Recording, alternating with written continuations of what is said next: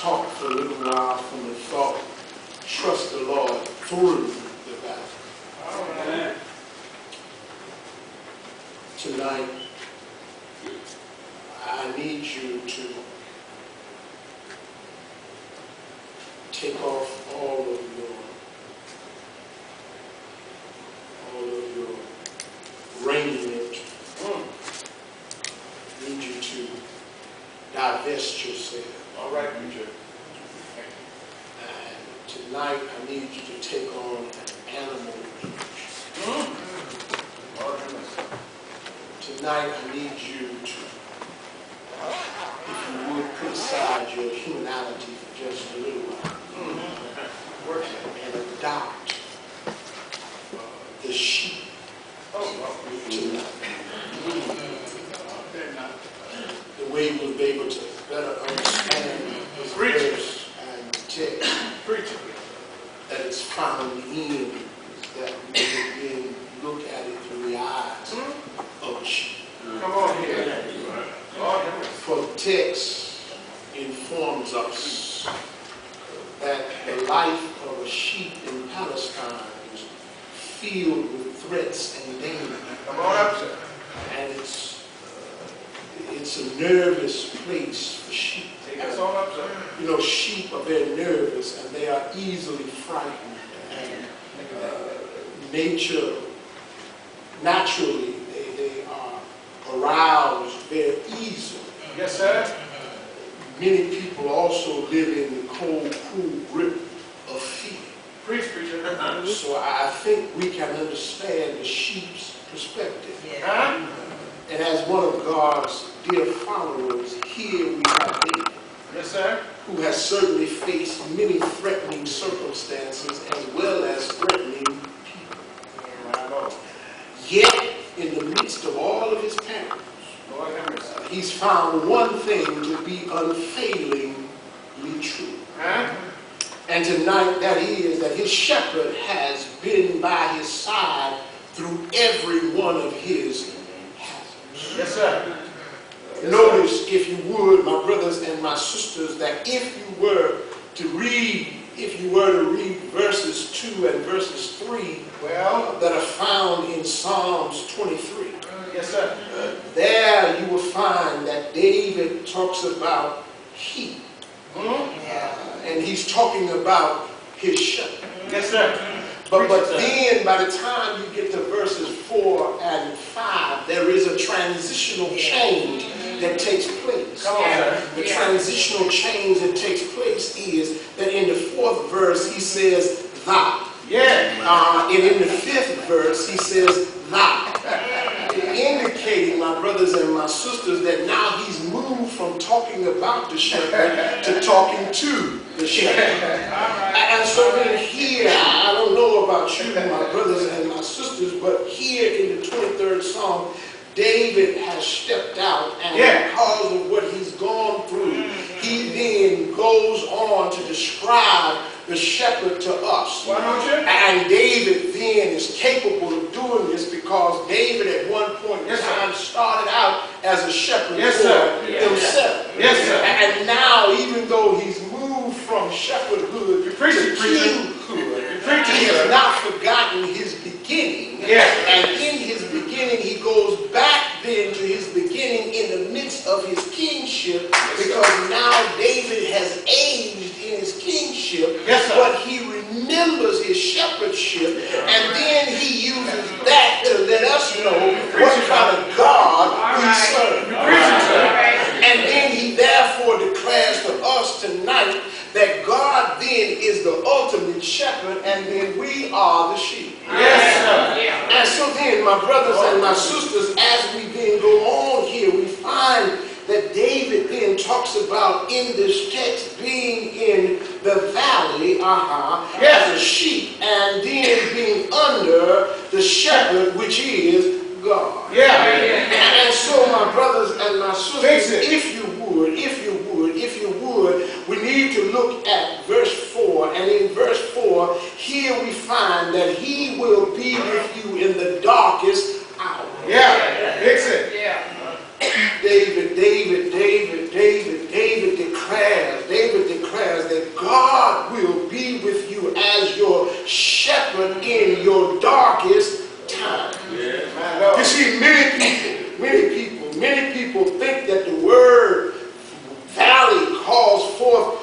an image of a flat, grassy, expansive lane, if you would, peaceful between mountains and plains.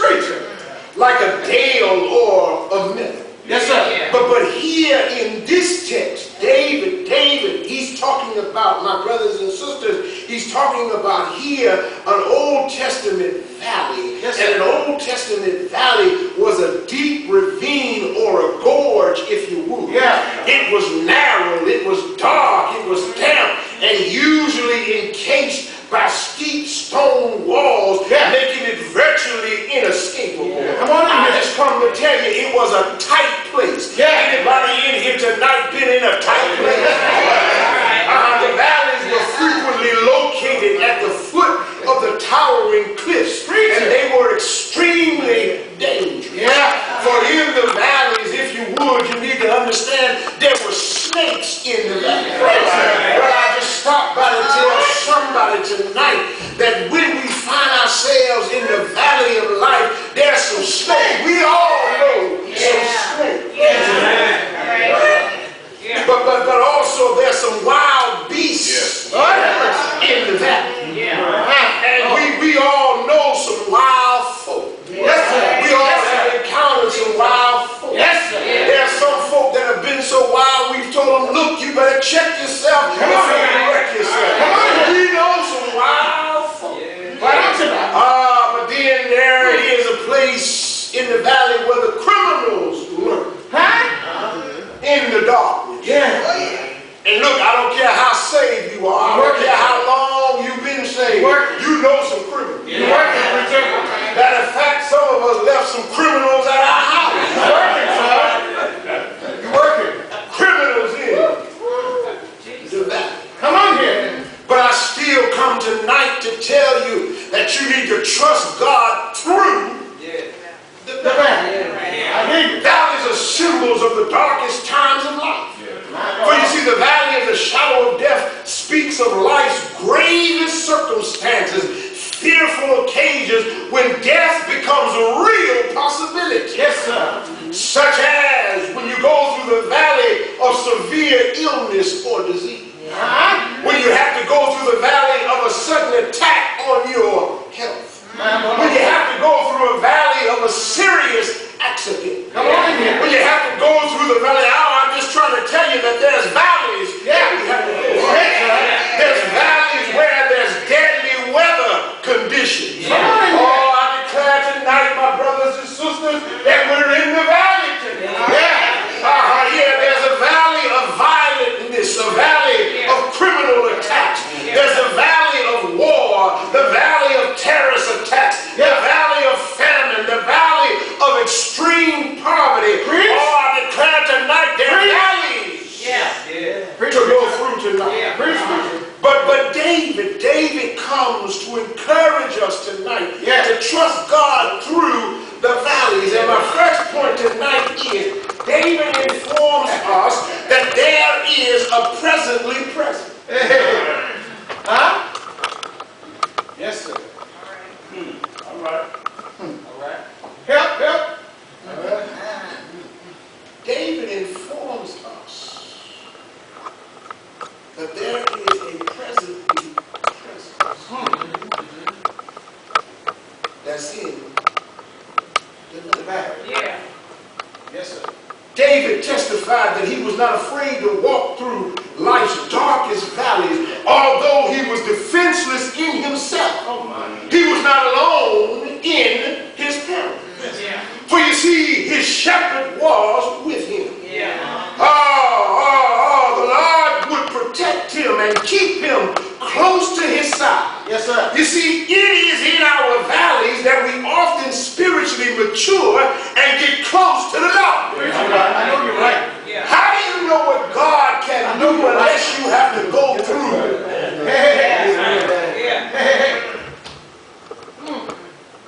Valleys are usually not pleasant. Yes, sir.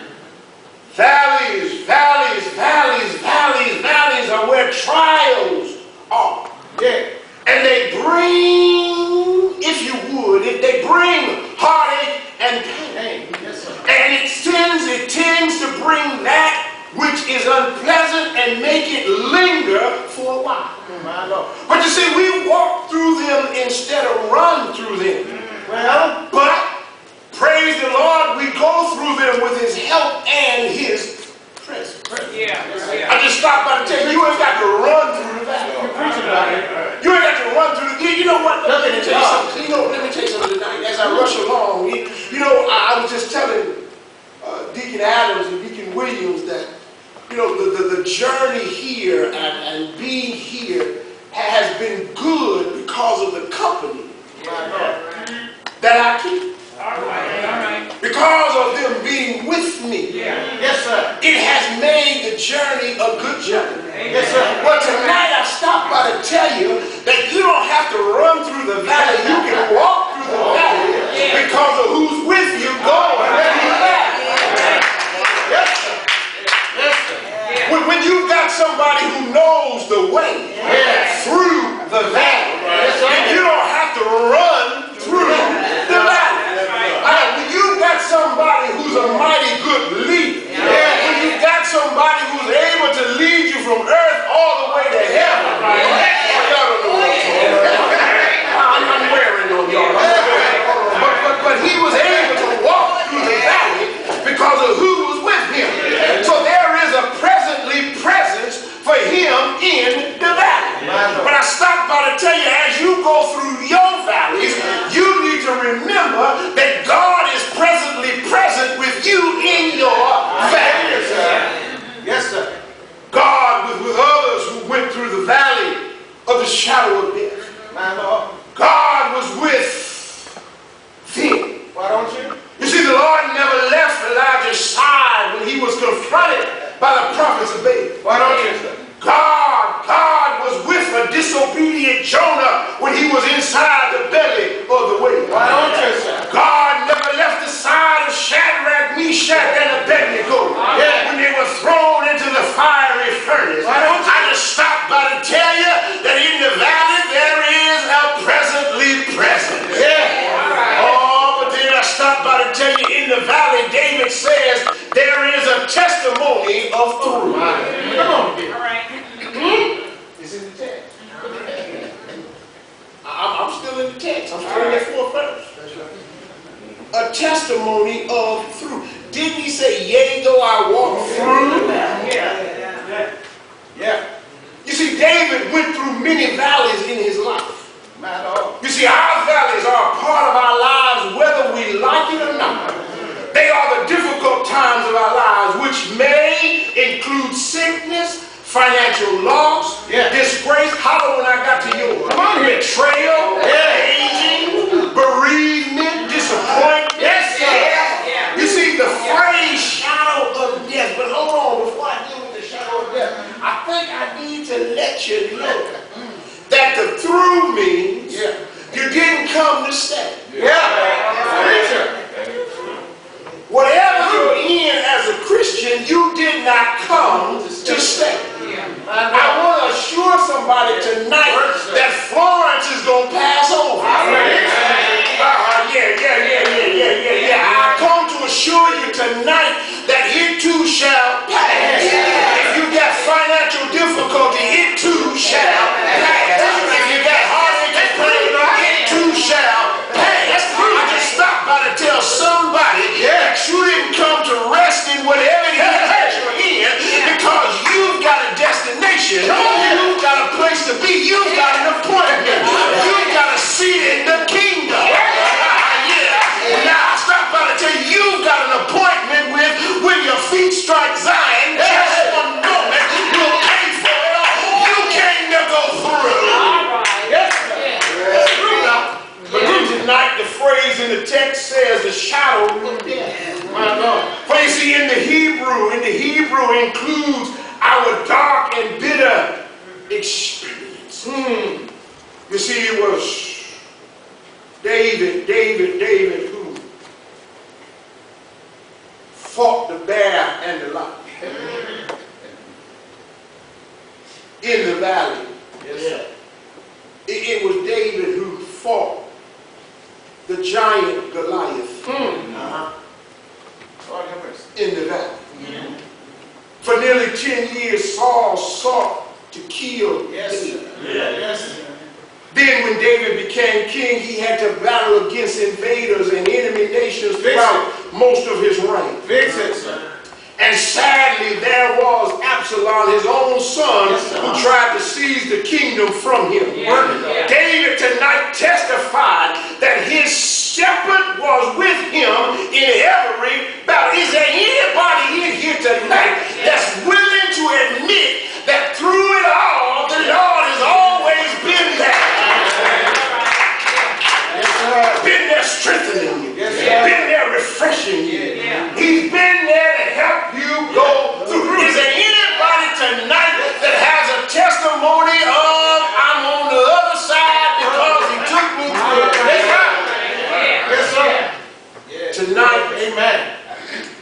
Don't you hear David? He done got old now. Well, and he mirrors back to us to let us know how God is and what kind of God he is.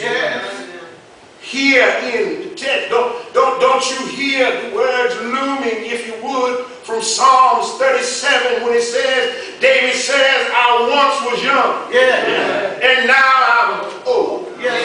But I've never seen the righteous forsaken, nor exceed begging bread. I'm just going through. When you get your hard times, I'm just going through. When the doctor says he can't do nothing else for you, you just throw up your hands and say, I'm just going through. All right. I know. Anybody going through? Come on, sir. Yes, sir. Oh, yes, sir. In the text, there's comfort in discomfort. You see, David was comforted. He was turned from fear and terror because his shepherd was skillfully armed with a rod and a staff. Yes, sir. Lord have mercy.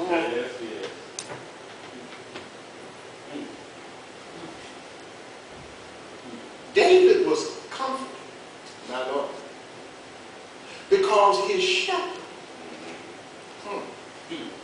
was not only with him, but he had a rod and a staff. Yes, sir. The shepherd's word. Thou art with me is given in text. A sheep is content when the shepherd is near. In the time of circumstance or disconcerting circumstances, it was good to know that God is present. Yes, sir. The shepherd's defense. The shepherd's defense is a rod. The rod is different than a staff.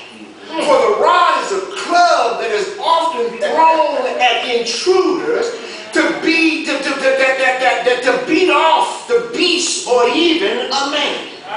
You see, a good shepherd can throw his club with accuracy and force. That's why the Lord says, vengeance is mine, saith the Lord. Because when the Lord throws what he got to throw, he hits what he throws at. I don't know about you, but I need the shepherd with the rod. But then the shepherd's discipline here is the staff. Because you see, this longer stick, which is like a long cane, is often used to gently guide the sheep in the direction that the shepherd wants it to go, or just to touch the sheep gently to remind it of the shepherd's presence. I don't know about you, but every now and then I feel the Lord to let me know that he's present. I stopped by to tell you I wouldn't serve a God that I couldn't feel. And so every now and then he touches us. And every now and then I just stopped by to tell you that he uses the crook end in order to pull us back in.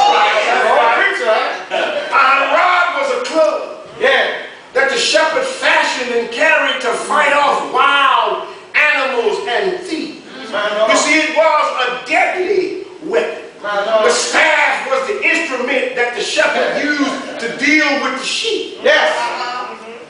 Man. Let me back up on that club. Preach, preacher. I got a God that's armed. That David declares that what God is able to do is equivalent to the shepherd's rod. Yes, sir. So I just stopped by to tell you, you better be careful how you treat me. You better be careful what you do to me. Yeah. You better be careful what you say to me, because I got a God that has a rod. Yeah. See, I'm reminded when I was growing up, they used to call pistols rods. Yes, sir. And brethren would have their rods on them. Yes, But you know, sometimes when I leave, I forget my rod. But still, I'm protected because I got a God that's got a rod. And so that here in the text, the staff was an instrument that the shepherd used to deal with the sheep. Yeah. You see, it was not a weapon but a tool. Yes, sir. The shepherd leaned on it for support as he journeyed across the rough ground and rocky crag. Preach, preacher. Most staffs have a hook on the end that the shepherd used to catch a sheep's leg or a net to pull it out of a hole or back in to the fold. Yes, sir. Well, I stopped by to tell somebody. I don't know about you, but there are times when God's got to use that staff. I don't know about y'all, but I just stopped by to be transparent. And I want you to know I know what it's like for him to hook on to you. Because there's some times when I've been going wayward. There's some times when I've been going when I didn't have no business going. There's some times when I was on my way to do some stuff I didn't have no business doing. But I got a God that loves me so much until he lets the hook to me and pull me back. Come on, son. I know I'm the only one, but I just thought I could tell somebody who's in danger of going astray what God is capable of doing. Yes, sir. So the shepherd would nudge a sheep with his staff when it began to stray, or when it was hesitant to move along with the flock. Yes, sir. I don't know about y'all, but sometimes I get stuck. And sometimes I need that push in the right direction. I know ain't nobody but me, but I just thought I'd just try to help somebody out that might be headed in that direction. David was fearless in the valley because he knew the shepherd would protect him from all deadly threats, I know you're right. including his own waywardness. Well, See, I got a shepherd that knows me so well that he knows that I'm capable through my free will of going wayward. yes, sir. But yet he stands ready in order to help me out and pull me back in All right. to life. All right. You see, David's shepherd would keep him close to his side in the darkness and would be with him through every step until he passed safely to the light on the other side. Yes, sir. Tonight, how comforting it is to know that we are never alone in life's valley. Yes, sir. The Lord has promised his unfailing promise in his presence in our lives. Yeah. Don't you hear him saying, "Lo, I'm with you always." And when we're walking through the valleys, he'll move to our side and escort us safely through them, even carrying us when necessary. Yes, sir. I don't know about y'all, but there's been plenty of times I look back and only see one set of footprints. Tonight we can come victoriously through every trial with the Lord at our side. But I need to back up before I close tonight. Because in the text it says, the shadow of death. Now, anybody in here ever been hurt by a shadow? Anybody in here ever been hurt by the shadow of a dog? My Lord. My Lord. Anybody been stung by the shadow Lord, help me. of a bee? All right. Anybody in here tonight been messed with by the shadow of a lion or attacked by the shadow of a bear?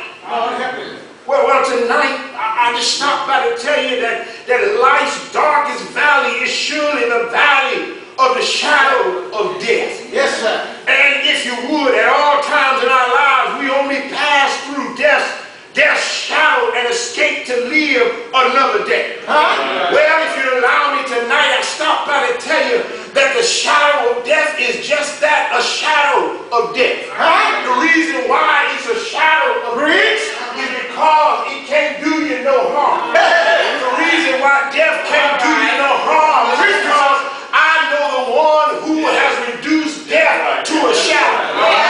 His name is Jesus.